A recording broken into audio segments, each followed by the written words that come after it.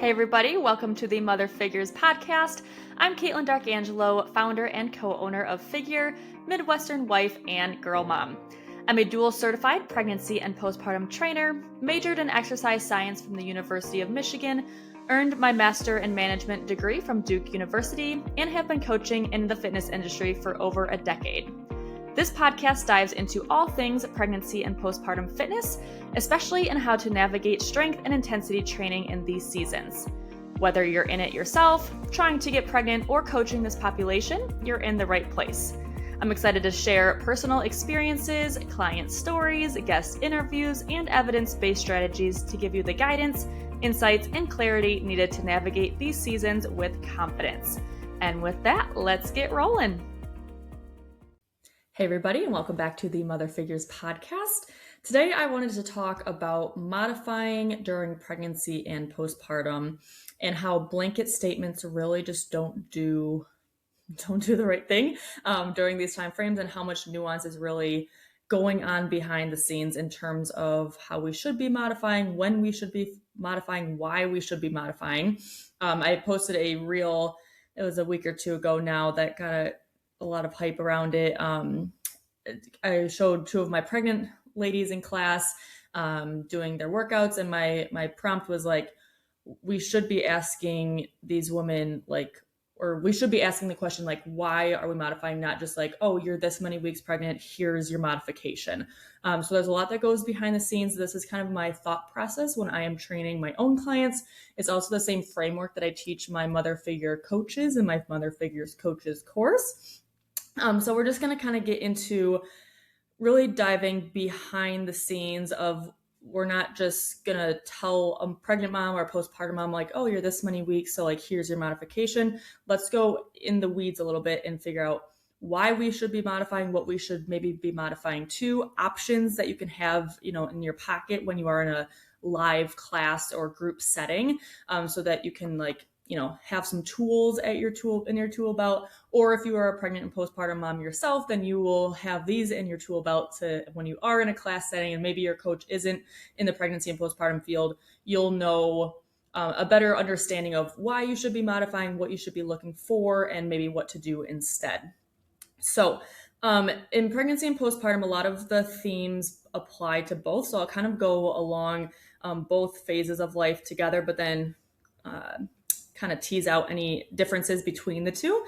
But in terms of what to modify specifically, so exercises or things to modify, we want to modify movements that cause repeated symptoms, such as doming, coning, bulging at the midline of the core, pelvic floor pressure, pain, straining, excessive straining, incontinence, and things like that.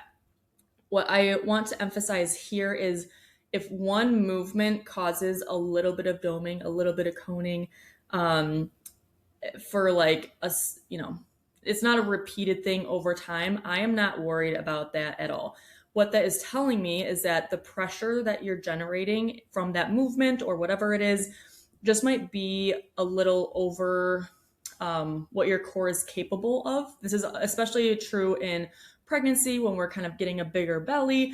We have that wider separation or that wider width in the middle. So our pressure is going to go to the path of least resistance. So when we're doing high intensity exercises or heavy weighted exercises, that pressure is going to go towards that center.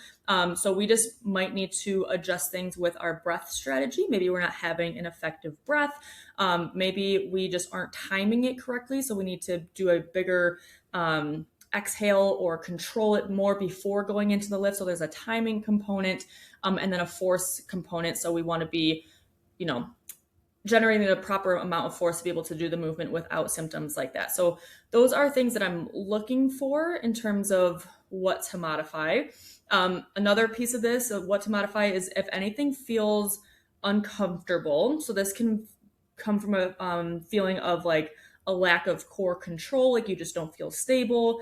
If you feel straining or stretching or like just a extra discomfort in the core, instability, loss of form or technique is the biggest one here.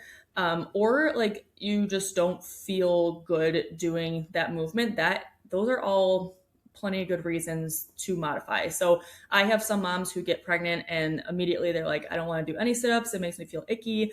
I don't like that.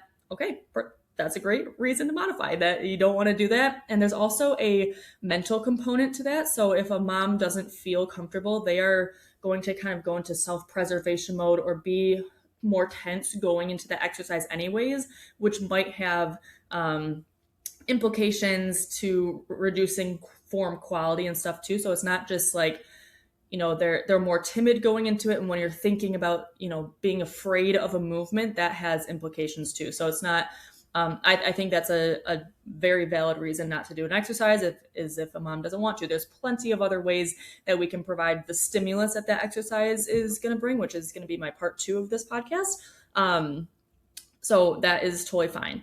Third, what to modify for pregnancy specifically is anything that puts the belly in direct contact or impact with something. So obviously, I'm not going to throw a mom up on a reverse hyper machine where their belly is down and they're like flaring their legs back. I'm not going to tell mom to slam their belly into the ground with a burpee. There are many ways that we can modify a burpee and continue doing those all the way through pregnancy. But we don't want to have that hard impact. That's pretty much the only thing, like direct impact to the core, that is technically unsafe for pregnancy. Everything else in this episode and everything else in general outside of that direct impact is safe for pregnancy. It's just a matter of how we are performing that movement and if we are adjusting variables to make sure that we are reducing symptoms, hopefully removing symptoms overall, and just feeling fully in control of our body. So when we see things like safe versus unsafe exercise in social media world, there is no safe versus unsafe exercise. There is how you do an exercise properly versus not properly. So if you have bad form, that's probably not going to be safe on your joints or your core system or on any of that. If we're not properly breathing, we might experience symptoms with specific kinds of movements. So we have to learn the deeper behind the scenes pieces to these more symptomatic movements, but those movements themselves are not inherently unsafe. That is a huge piece that I try to push on my own pages because I think that's one of the biggest terms used in this space, and I think it freaks out a lot of moms and it makes me upset. And I want to make sure that outside of direct impact or direct contact with the core, blunt force, everything else can be adjusted essentially for pregnancy. And postpartum is a whole nother ball game, but pregnancy is kind of the one that gets the biggest name for itself. I've even seen moms, actually one of the big researchers right now, Christina Previtt, she's somebody that I follow. She does a lot of the new research in the pregnancy and postpartum space.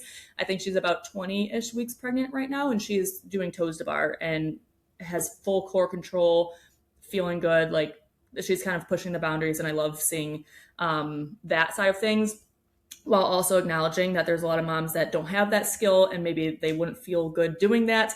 So there's such a huge range, but seeing people, even if it's like an N of one, case study, like we're still seeing things that were previously deemed unsafe becoming like doable, or like showing that is not going to cause postpartum related issues, is not going to cause issue to the baby. All of this is in terms of like mom's pelvic and core health, not baby safety. Baby safety, again, comes back to that blunt force. That's the only thing that's unsafe. Everything else from an exercise perspective is not only not harmful to baby, but has been shown to be really good. So in terms of examples of movement types that might cause these three things, cause repeated symptoms, might feel uncomfortable, or put the belly in direct contact with things.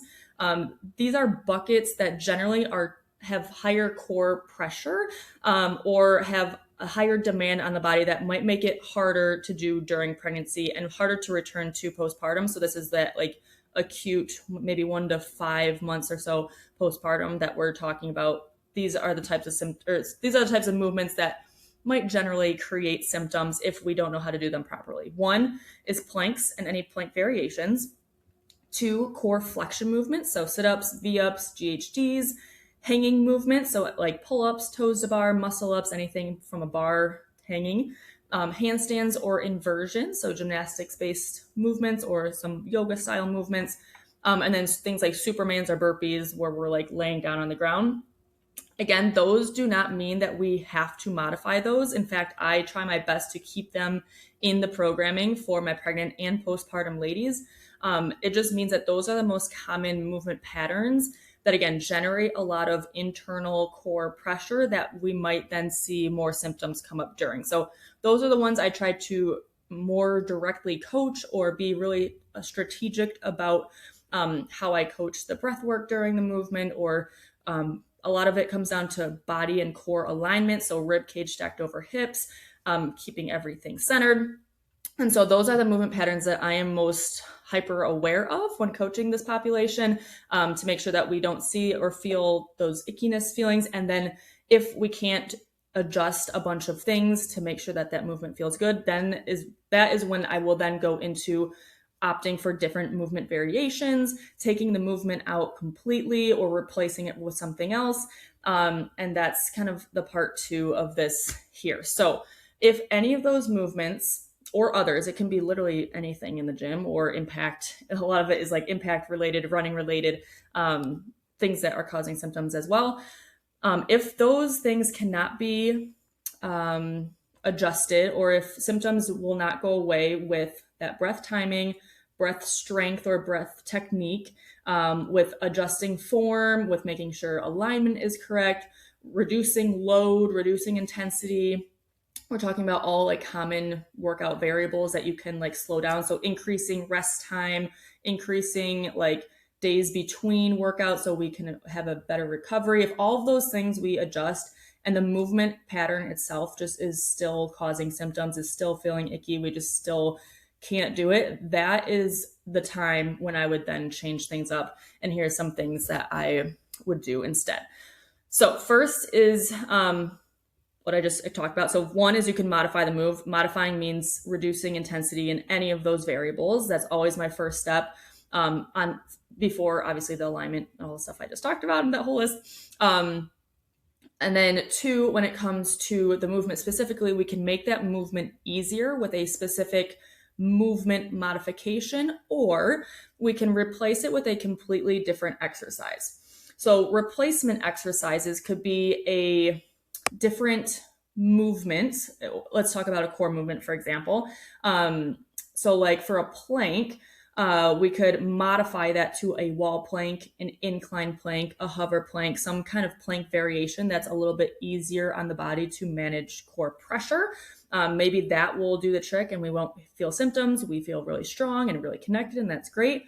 Or if all of those modifiable ways or ways to make it more doable still doesn't feel good, we can replace it with a different core movement that has similar stimulus, that, or one that like has nothing to do with that movement that's still like in the realm. So what I mean by that, with planks and plank variations, I might replace a plank hold, which is generally for time, obviously, with a glute bridge hold. So it's going to be more glute focused, but there's still a deep core component, and we're still holding it just as if we were holding a plank. So there's still this like stability over time piece. Or I might replace a plank with a front rack barbell hold. So that's still pelvic and rib cage stability. They have to be stacked just like in a plank, but instead of being in a horizontal manner where we're trying to hold that core tension in a horizontal position, we're now upright, so we're in a vertical position, but we're still causing that core to have to stabilize with that heavy weight on our shoulders. And that is a way that we can provide the same similar stimulus and core strengthening pieces of a plank, but now we're doing it with a front rack barbell hold, which might make it a little bit more doable, or just like feel stronger for that client. So again, replacement exercises could be a different like core focus movement or a different movement that is like within that realm. It could be also a movement that works other components of that movement. So one I like to use here is for toes to bar. If that feels funky, we can replace those with farmer's carries for grip strength. We can replace toes to bar with overhead dump out walks for shoulder strength. We can replace toes to bar with cat cows for that core mobility, that opening, flexion, and extension. And replacing a movement with pieces of that movement, so like components that work that movement, can help you return to those movements quicker in the postpartum time period. So because we're working the farmer's carry, we still have some grip strength that when we get back to the bar, we have some grip strength left if we are not able to hang from the bar during pregnancy, for instance. So we're trying to think out of the box and ways that we can still train pieces of a movement that we might have to take out because of pregnancy related stuff. But we're still working pieces of that symptoms. And again, modifications can also be an entirely different movement that serves the body better during that time. So again, I'm kind of having a more pregnancy focused discussion here. But for pregnancy specifically, we're not just trying to modify normal movements for pregnancy. We are trying to think of pregnancy specific movements that are going to be really beneficial to that mom's body at each stage and each week of pregnancy. So that's something that I really believe in through my pregnancy program, through my pregnancy training in person. I'm not just trying to, give you options for a normal programming, but make it pregnancy, related. I'm trying to program specifically for pregnancy so that it favors your body. And a lot of that has to come down to hip stability, core control, pelvic floor control, glute strength, posterior chain strength, all these things that are helping the pregnant body as we get more demand on it later and later in pregnancy. So a few other examples I want to touch on. So anything for like the core flexion movement. So those are like sit-ups, V-ups, GHDs, all that kind of stuff.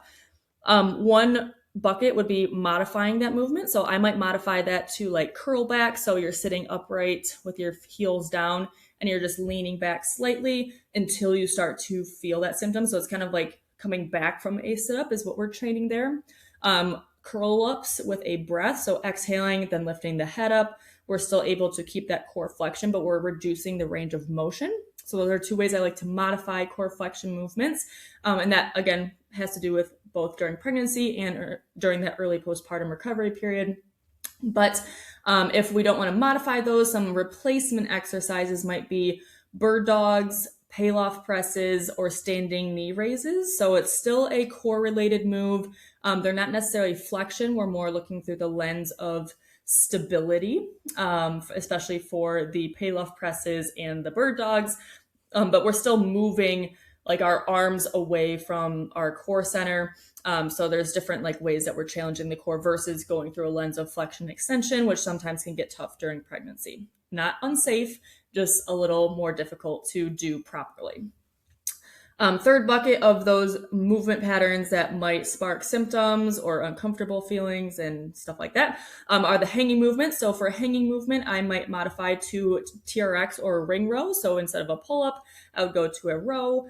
Or lat pull downs. Sometimes that can just feel more stable than getting up on a bar or modifying with bands for a pull up. Or things I would replace hanging movements with might be kettlebell swings. So again, that's grip strength. Overhead dumbbell walks, that's shoulder strength and shoulder mobility. So we're continuing to work those shoulders to get back to hanging movements eventually. Barbell cycling is another great one, again, for that grip strength, holding onto that bar as we're going into cleans, front squats, overhead press, just kind of quicker barbell movements. And then farmer's carries, like I mentioned before as well. In terms of the handstands and inversions bucket, I would go for like a down dog or a supported tripod, something that we're still getting the body upside down, but maybe not in a full upside down stance. So modifying that for that. Or I might replace handstands or inversions with something like heavy shoulder presses. So being able to maintain shoulder strength so that we can get back to holding our body weight up on our hands when we want to. Things like windmill, so that one where one hand is in the air and then we're in like a triangle stance with our legs. We're trying to go down and touch our toe and come all the way back up. So again, that shoulder stability, shoulder mobility and strength. And then overhead carries. So again, just working that overhead strength and that shoulder strength and mobility to be able to return to handstands when we can get back to them. And then burpees, the main way I modify burpees is like a step back burpee or a half burpee. Maybe we're not going chest to the ground. Maybe we're just stepping back and stepping back in. So staying in a more controlled, less dynamic, less core intensive style movement, but we're still doing that movement pattern for the modifying bucket. Or if that still feels uncomfortable, we don't want to do it, causes symptoms, then we're going to replace that with something like a plate flip. So when you're touching the plate to the ground and then flipping it all the way overhead, so that kind of mirrors getting down to the ground for the first part of the burpee, and then jumping up at the top of the burpee would be like the plate flip overhead without our feet ever actually leaving the ground. Just gets our body in that full extension, but adds some weight to it, so it's still stimulating and still challenging the body, but we're taking the impact out of it. And then similar thing with like a dumbbell snatch or a barbell snatch too. But during pregnancy, barbell snatches can get kind of tricky around the belly, which I guess is another piece too, is any movement that forces you to change your bar path or change the movement itself just to accommodate where your belly is at. That's another reason I would modify. So like for a barbell snatch, for instance, if you feel purposely pulling the bar out and away from your body to just get over your belly, you're creating bad form, you're throwing your whole body system off. The bar path is way in front of you, so that is a bigger risk for injury, back strain, all that stuff. That would be another reason why I would modify something, is if I noticeably see that you are trying to adapt the exercise around your belly. We just don't want to risk like any extra strain, pain, injury, because we're just trying to keep something in. We're going to find something that's more effective and again serves the body better at that time. So that's kind of what to do instead. So we have the what to modify, examples that might cause those issues, modify, or what to do instead in terms of modifying that movement or replacing it. And then in terms of like general timeframes, again, I hate using timeframes, but it gives you some kind of clarity around this, but it's obviously so dependent and every mom is so different. But in terms of pregnancy, I will tell my moms starting around like week 10 to 12-ish, especially secondary, like moms who are on their second, third, fourth kids, you generally start growing a little bit earlier on those consecutive pregnancies. So during weeks 10 to 20 is kind of like my testing phase, I like to call it, for my clients. And I'll tell them, I'll say, you'll start to probably feel some external or different things aside from first trimester nausea and all that kind of like intensity related modifications that we'll have to deal with what's going on the inside. But on the external side, like our body weight changes, our center of gravity is shifting. So weeks 10 to 20, I tell them that I'm not going to modify anything. I'm not going to give you any other options until you tell me if you start to feel any of those symptoms, if you feel icky, if something feels off, if something feels strained or pinchy.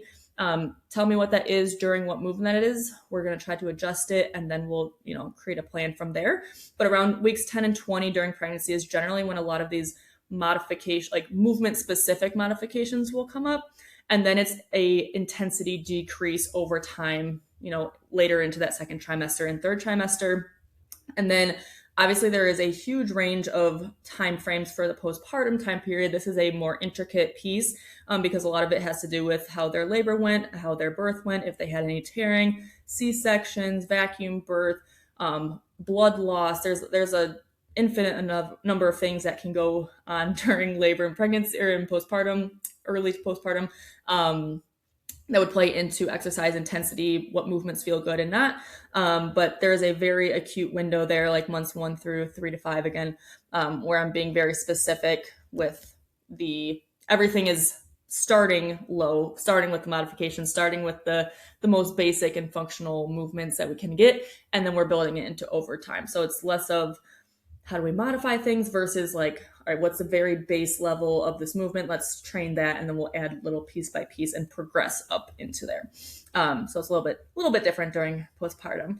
And again, just want to emphasize, like, when a movement gets modified is less about the week or trimester that somebody is in, and it's more about the symptoms, the feelings, and things like that occur when performing the movement. I do not have any blanket rules around that with my pregnant clients. I had one of my moms max out her deadlift at 8 months pregnant, and other moms went for dumbbells at like 5 months because they just didn't feel comfortable holding a bar. And there's a giant range within that. So It is super specific. There's no rules to follow. There is more like being in tune with that body, feeling what's happening, and then making smart adjustments.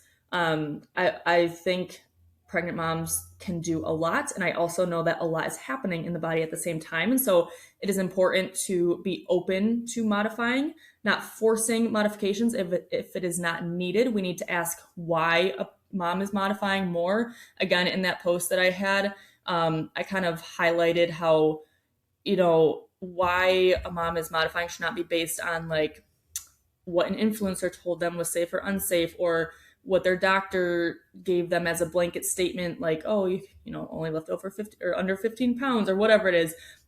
There's nothing about rules. There's nothing about safe versus unsafe. It has to be totally individualized and just learning how your body operates in the current body that you are in. So that is kind of modifying or adjusting exercise in a nutshell, mainly for pregnancy, but a little bit for postpartum as well. And if that helped, make sure to share this episode with a friend. That is the best way to get this information out to more ladies. And with that, I will see you guys in the next episode. Thanks for tuning in to the Mother Figures podcast. If these episodes help or resonate with you in any way, it would be so helpful to the show if you could leave a review so we can get this into more moms' hands. And if you're looking for even more guidance and direction when it comes to pregnancy and postpartum fitness, I got you covered. My Mother Figures app subscription includes my Figure Pregnancy and Figure Postpartum workout programs, in addition to our general fitness programs. You'll get the day-by-day workouts you need to help you feel strong, pain-free, and labor-ready during pregnancy, and also the recovery, strength, and progressions you'll need to get back to the activities you love, full of strength and without symptoms after baby arrives. If you're local to the Brighton, Michigan area, I also host daily women's functional fitness classes, a 6-week postpartum return to fitness course, and pregnancy and postpartum consultation sessions. For those who are providers, coaches, or practitioners in the space, I hold a live Mother Figures certification course that equips you with the knowledge, tools, and confidence to train and work with this population. For information on all of these services and programs, make sure to check out fitisgettingreal.com/moms or head to the show notes for the direct link. I'm so thankful that you tuned in to today's episode, and I will catch you next time.